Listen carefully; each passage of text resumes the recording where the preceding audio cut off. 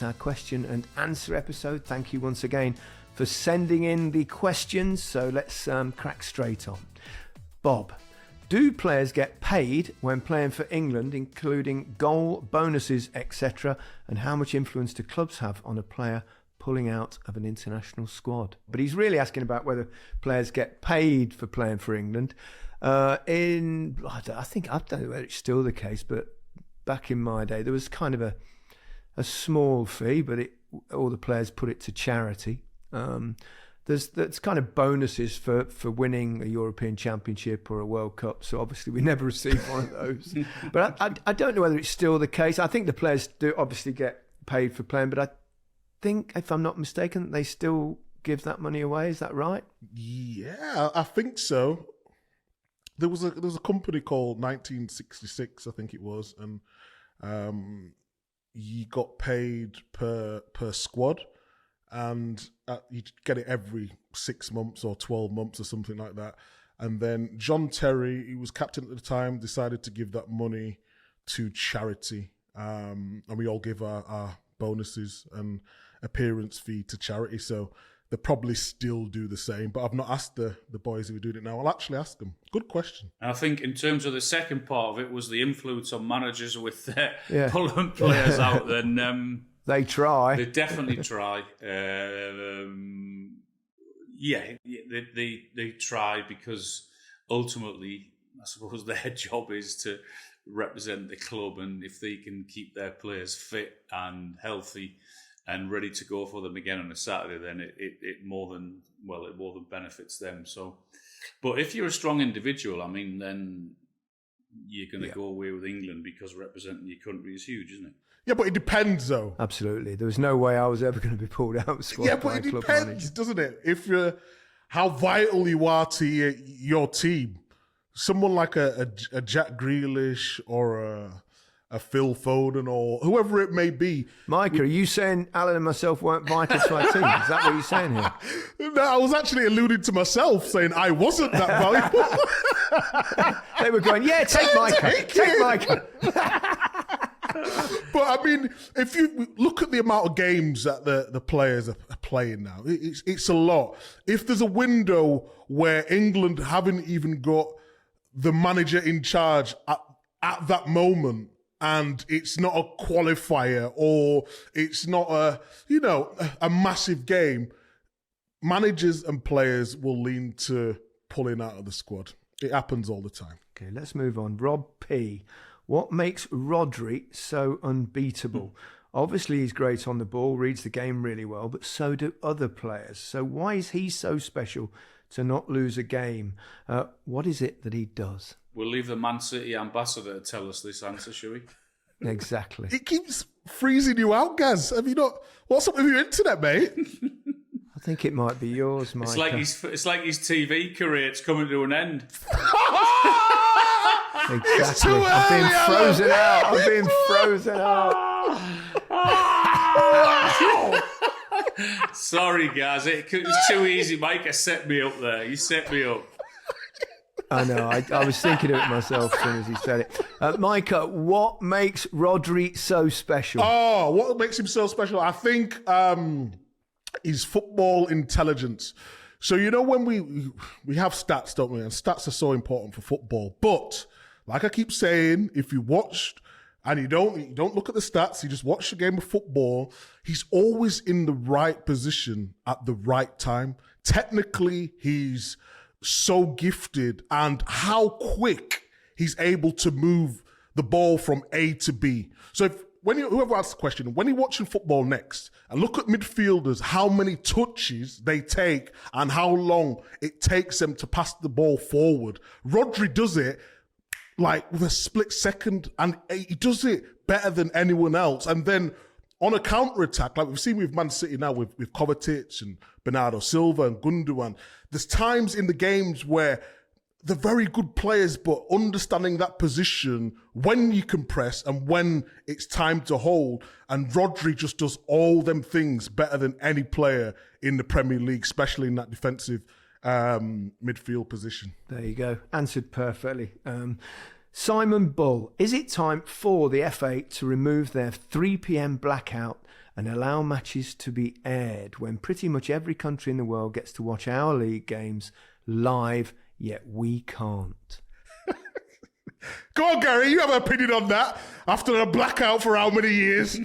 Well, you're not going to blame me for it, but obviously for something like Match of the Day, it wouldn't be helpful if every game was live, although if there were 4 or 5 games on a Saturday, you'd probably only watch one, so you'd still want to see the highlights on Match of the Day later.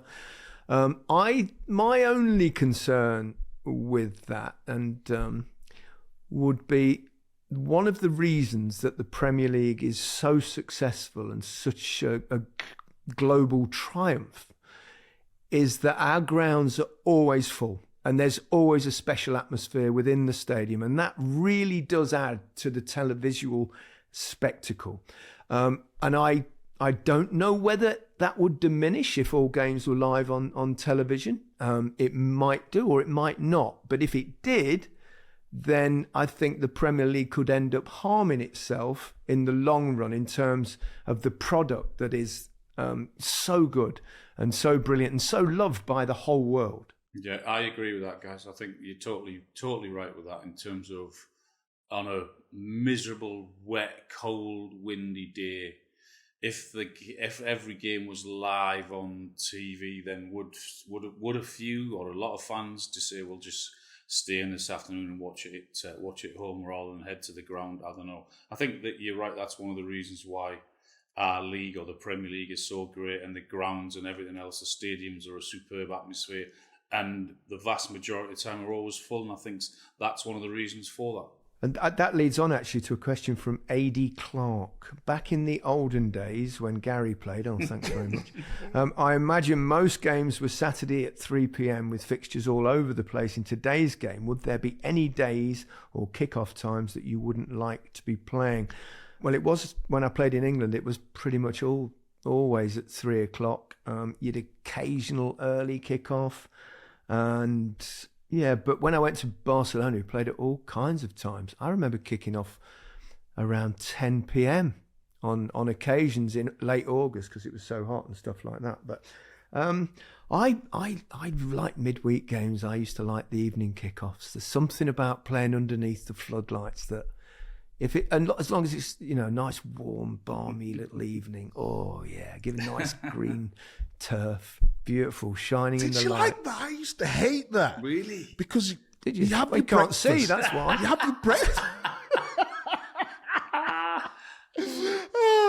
You have your breakfast, don't you? You go train, you walk through set plays on the day of the game if it's an evening, and then you have your lunch after training, then you go to a hotel or you go back home. And it's a weird period between what time you normally get there for 2 hours before, so you get there for 8 if it's a 10 o'clock at night kickoff. That period between, I'm thinking about the game too much. The nerves are running through. If you have a sleep, you oversleep, and then you feel a little bit lethargic. No, I didn't like night games. Yeah, I loved them as well under the lights. Guys, can you remember when? I would imagine it was the same for you when I first started. All the reserve teams, if the first team were playing away, the reserve team would play at the ground at 3 o'clock on a Saturday afternoon. Yeah. Yep, home. Yeah, and you get decent crowds. That's right. Yeah, not too bad anyway. You get a few thousand come along and watch. Yeah, absolutely. That was the case. Is that? Well, now it's kind of more under 23s and all that. But they don't play. They don't play on the grounds. Yeah, hardly ever. No. Oscar Don. It's not Oscar Bob, but Oscar Don. What's your favourite memory of your school football team? Wow. School, not your Sunday team, but your school football team. Mine, because I just saw that question and I thought, I know. When I first started, I was playing the under-11s at my school, Caldicott Road Junior School in Braunston in Leicester. And we got to the cup, was it called the Billing Cup? It might have been. And we won 2-1, and my brother is a year younger than me, and myself, we both scored the goals, and we won 2-1 to win the cup. That's my favourite memory of my school day plays. My school playing days. I told you the name of my teacher at my first school, didn't I? Was called Mr. Sunderland. Mr. Sunderland. That's right, yeah. I always remember him. Got a lot to thank him for. He was the one that sort of put me in that very, very first team. So that was my first memories and best memories. Can you believe I was a top goalkeeper for my primary school team? I was so good. They called me Shaka Hislop back in the day. Shaka Hislop, yeah. How can you be a goalkeeper with your eyesight? Yeah, it was so bad. But it was losing one game. So I thought, you know what, I'm going to come out. I got the ball, put it down, dribbled past about 5 or 6 players, and just dinked the goalkeeper. Oh, it was magnificent. So you started off in goal, then you went up front, and then you eventually found your way back into defence, did you? Is that how it worked? That's exactly how it worked. And then they got rid of him out the middle and shoved him to full-back. Mark Osselton, a question for Alan. Early in your career, you used to curl your free kicks, like the first goal you scored for Newcastle. Later in your career, you only seem to blast them in. Any reason for the change? Probably because of the 4 groin operations, the 7 knee operations, the 3 knee. It's like, the 5 ankle operations. Yeah, that's probably why I started to blast in the end. Yeah, hit as hard as I could, pick my spot and try and hit it hard. That's why. Can I just ask you a question? When you was hitting it as hard as you could, did you know where the ball was going or not? Yeah. No. What sort of fucking question is that? Because I've seen some of your goals, Alan, and some of them are questionable. Some of them, no. I'm talking like 10%. 10%. You're sort of aiming that way to your left, and it ends up in the right. A couple of shanks, definitely. Basically, he was just lucky, Micah. Well, yeah. 260 times. Fucking hell. That's what the goalkeepers thought as well, Micah. I got lucky. I love it. Brilliant. Fantastic. Joe Bavington. Hello all. Do you have a particular favourite match of the day moment? What was that voice? Hello.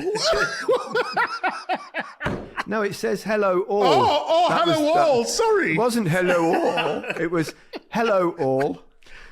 Do you all have a particular favourite match of the day moment? Whether that's a certain season, a specific FA Cup game, a memorable World Cup match, perhaps one when you've all been together. I know what yours is. You know what it is, don't you? It was the one when Leicester won the league. Naked or match of the day? No, not that one. That was my least favourite one. My favourite one was when Leicester received the Premier League trophy on the final day of the season, and Claudio Ranieri came out with Bocelli, and I got so emotional. I was sat in the office. It was a bit embarrassing, but I had tears just down my cheeks, and that was definitely my favourite moment. Saying that Leicester were What about champions. the FA Cup as well, though? That was special. But I think talking about the actual match of the day, but the FA Cup final is a match of the day in a sense. But yeah, those two things that I never thought I'd witness in my lifetime. So they were my special ones. That hopefully given you enough time to think of yours. It's not Newcastle winning a trophy, sadly, is it, Alan? I think the World Cup one in Qatar with Messi, I think that will always take some beating. That was an unbelievable final and was obviously made for him. And that night was one of the greatest games we've seen. The occasion was incredible. Ooh, I think always the first match of the day, because how it normally works, you do some of the.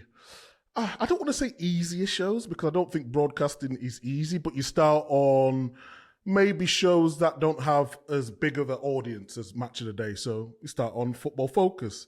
You do 5 Live. Really loved 5 Live.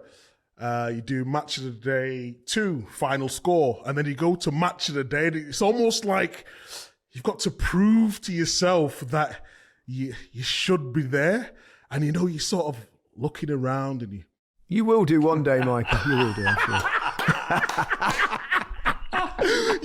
You cut out that again. Probably just as well. But just that first match of the day and the music, and it's just your heart starts beating.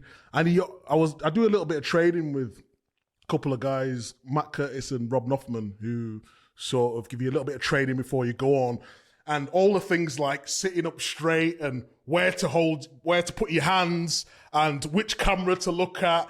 And I watched it back and I looked so stiff and nervous. It's ridiculous. But I have to say, doing a match of the day has been such an iconic show to be part of that. And a live Super Sunday, the first time I did that was just, amazing. I've got a question here from Benjamin Martin. Why don't teams target the cups more just to get the monkey off their back, or having not won anything for so long? Seems like a team like Tottenham or Newcastle could take a lot of pressure off themselves by getting rid of that tag. Also, other teams, Brighton, Villa, must surely want a trophy. Is it really that difficult? I think what he's inferring to is probably teams, managers playing weak teams in cup competitions, which I know is an irritant to both Alan and myself at times, because it, especially for clubs like Newcastle, for example, that it's been so long without a trophy, and you sometimes think, they play a half, play a few reserves and stuff, and you think, no, go, that's what the club wants. Agreed? Or no, I agree, totally agree. It's I do find it frustrating at times. I understand it to a certain degree from the manager's point of view, because he's got to keep all of his squad happy and finishing higher in the league, which is then more beneficial financially to the chairman and the football club, which is a huge bonus as well. So I understand all of those things, but I'm of the same opinion of that, particularly teams like Tottenham and like Newcastle, who really, really could do with a trophy. So and have a realistic chance of winning one of the cups. Yeah, well, Wigan was a good example of that, wouldn't they? Wigan won the FA Cup, but then they got relegated as well. So what would you rather have, the FA Cup success or relegation? And I'm talking about a drastic situation here. Perhaps what you're saying there is, would you rather have an FA Cup triumph and be relegated, or not win the FA Cup and stay up? Well, for me, win the FA Cup. Would you? You can always get back up, can't you? But you might never get a chance again of winning the FA Cup. Yeah, but if you look at teams like Leeds, how long they were out the Premier League, they got back up, go back down to the Championship. I don't know. Premier League status is massive in today's game, with the amount of money and stability it can give a club. I understand both arguments. Personally, I would rather win something, of course.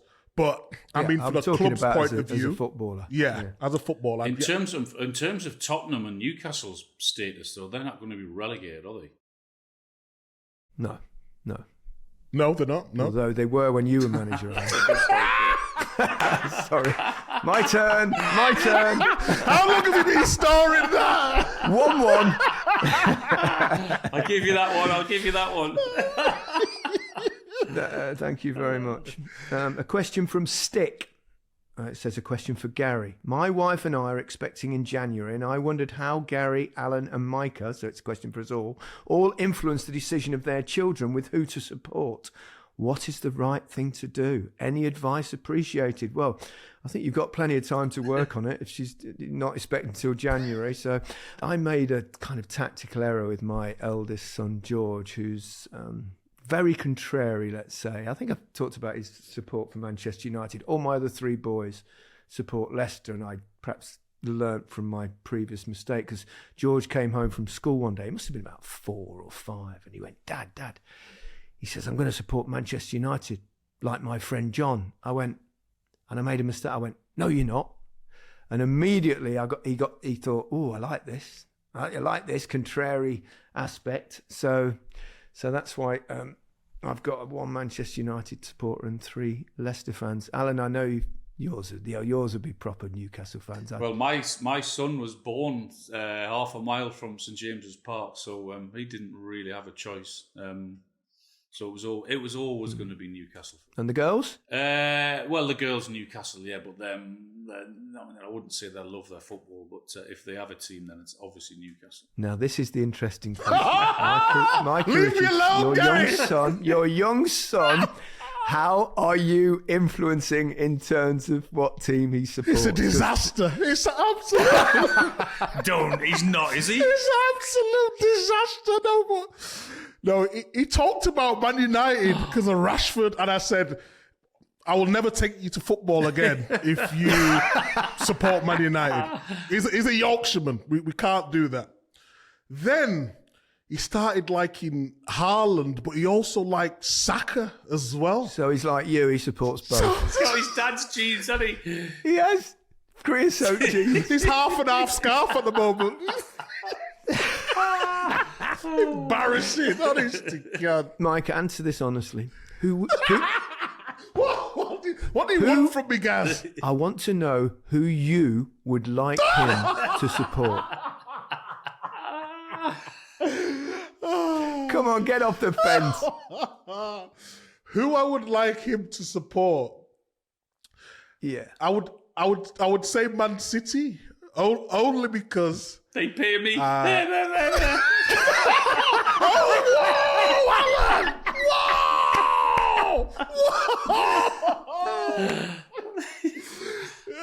Because the club there have been amazing with me, obviously, but my son as well when he's gone to...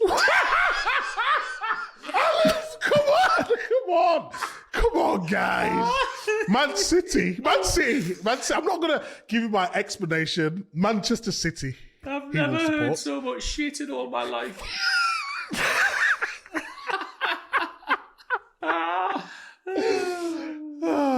I can't wait to see him in his Arsenal kit.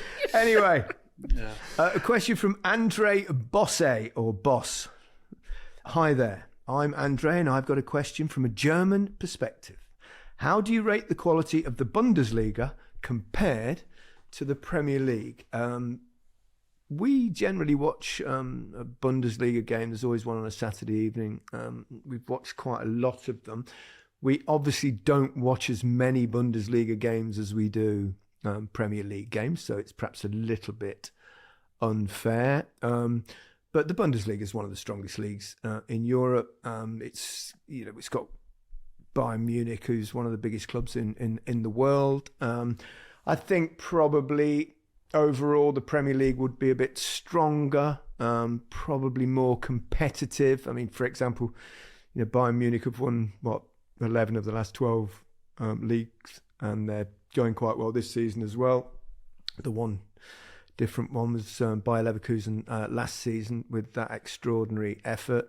So I think the Premier League probably edges it overall, but then we're probably slightly biased. Yeah, from what I see and we see, I would say if the Premier League's 10 out of 10, then the Bundesliga's 8.5, 8 out of 10 in terms of quality.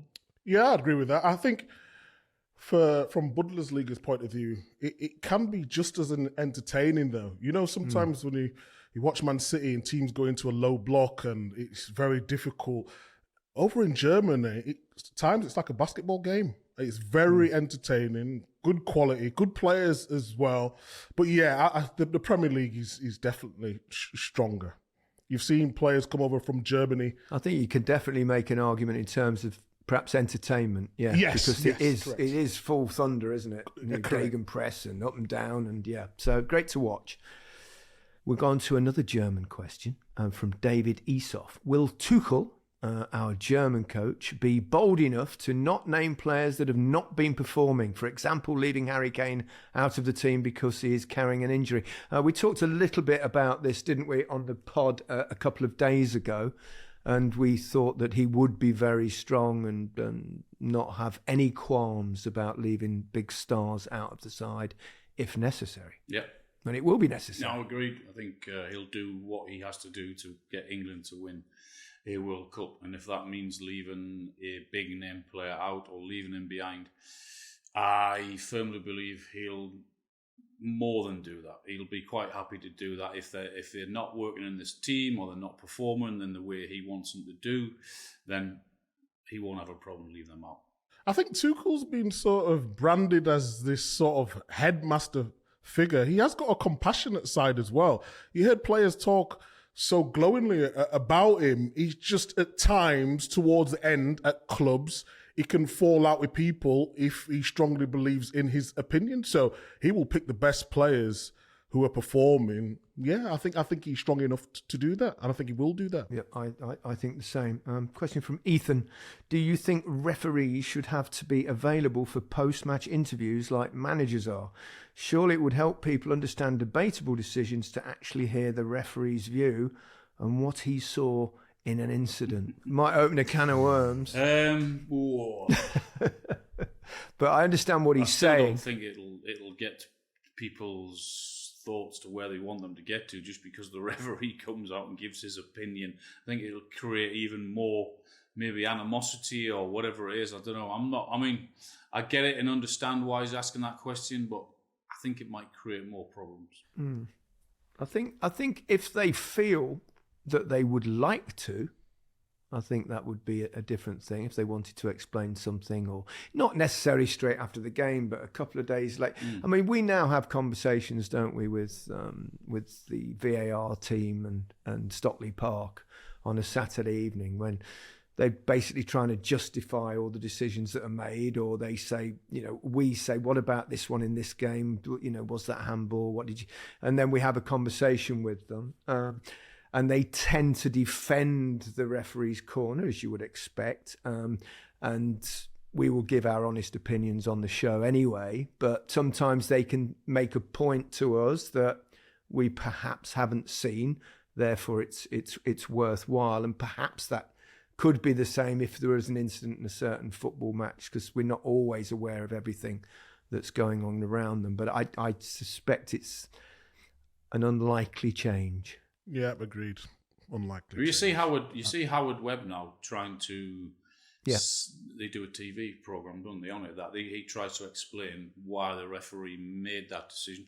My guess is, in time, you might actually see the referee then a few days or a week or two after that saying why he did it, rather than the referee's chief and Howard Webb doing it. It might be the ref is doing that himself. I don't know. Do you know what I'd like to see? I'd like to see them on the pitch, mic'd up. Yeah.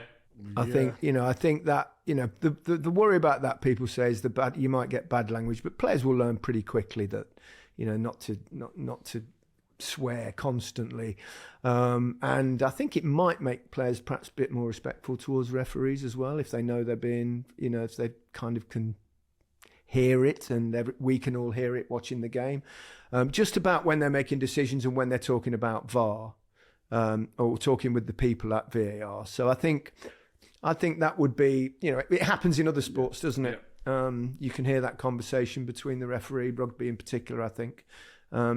So maybe that would be of benefit for the game. No, I'm not sure. I think we'd always nitpick, wouldn't we? That is the problem. I think it would open up a can of worms.